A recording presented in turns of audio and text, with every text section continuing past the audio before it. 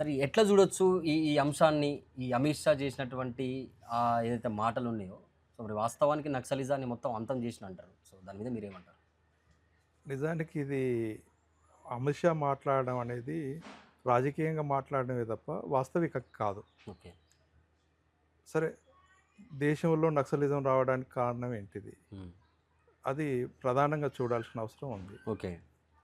భూమి భుక్తి విముక్తికి సంబంధించింది వాళ్ళు నక్సలిజానికి సంబంధించిన దాంట్లో ప్రధాన ఎజెండా, హ్మ్. ప్రధాన అంశం. ఓకే. కాబట్టి అది పరిష్కారం చేయకుండా హ్మ్. వ్యక్తులు నిర్మూలించేంత మాత్రాన నక్సలిజాన్ని నిర్మూలించినాం అనుకోవడం కరెక్ట్ కాదు. ఓకే. అయితే ఇక్కడ అమిత్ షా చెప్తున్న ప్రకారంగా హ్మ్.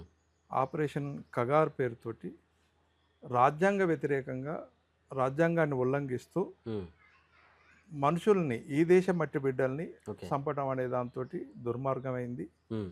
అట్లాగే ఈ దేశానికి సంబంధించి ప్రజలు ఎదుర్కొంటున్న సమస్యల్ని, ప్రభుత్వాలు పనితీరును విమర్శిస్తున్నందుకు వాళ్ళని అర్బన్ నక్సలైట్లు అంటూ అక్రమ కేసులు పెట్టి జైల్లో బంధించడం అనే దాంతోటి చేస్తుండ్రు. హ్మ్. ఇది ఇవాళ అమిత్ షా నుంచే మొదలవ్వలే. హ్మ్. నక్సలైట్ ఉద్యమం మొదలైనప్పటి నుంచి ఉంది. హ్మ్. నిజానికి పశ్చిమ బెంగాల్‌లో హ్మ్. వామపక్ష ప్రజాతంత్ర సంఘటన ప్రభుత్వం కొనసాగుతున్నప్పుడు నక్సల్బరీ మూవ్‌మెంట్ అనేది వచ్చింది. ఓకే.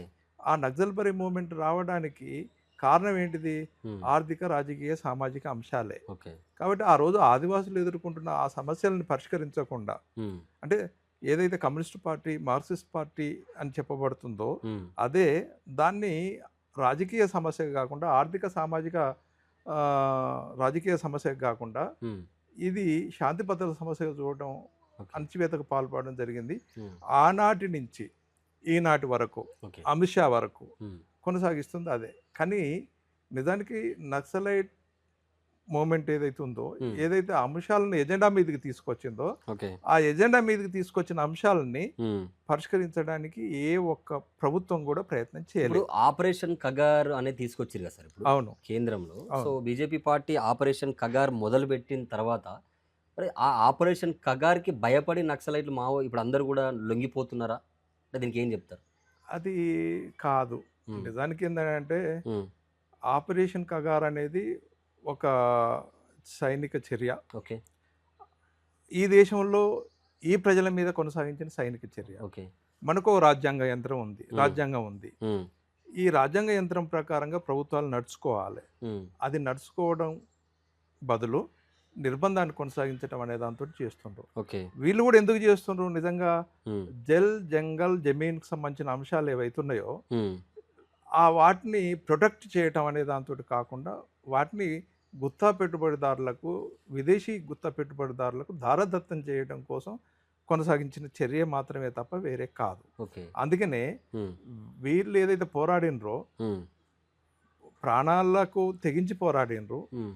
ప్రజల కోసం అనేక త్యాగాలు చేసుకుంటూ వచ్చిండ్రు. హ్మ్.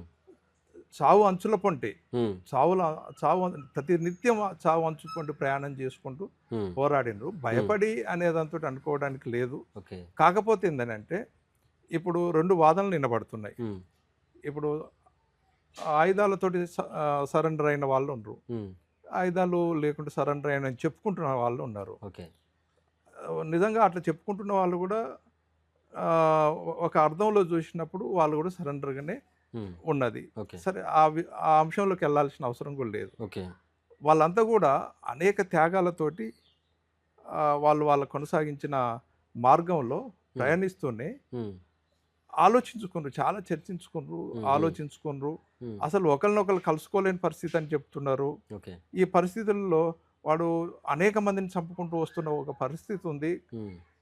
అసలు ఎప్పుడే గాని కమ్యూనిస్ట్ పార్టీ గూడా ఏందంటే, పార్టీని, ప్రజలని, శ్రేణుల్ని కాపాడుకోవడం అనే ఒక హ్మ్. ప్రధాన కర్తవ్యం గూడా ఓకే. ఉంటది. ఓకే. ఆ ప్రధాన కర్తవ్యాన్ని ఫుల్‌ఫిల్ జేసుకోవడానికి వీళ్ళంతా కలిసి మాట్లాడుకునే ఒక అవకాశం లేని పరిస్థితి హ్మ్. ఉన్నది. ఆ అవకాశం లేని పరిస్థితుల్లో వీలైనంతగా లెటర్ కరస్పాండెంట్ జేసుకోవడం, ఒకళ్ళుగా కలుసుకోవడం, మాట్లాడుకోవడం అట్లా చేసిండ్రు. హ్మ్. సరే, ఏదేమైంది పార్టీలో అసలు ఆయుధాలతోటి సరెండర్ కావద్దనే దాంతోటి, లేదా పరిస్థితి మారింది కాబట్టి ఆయుధాలతోటి కూడా సరెండర్ అయ్యి హ్మ్.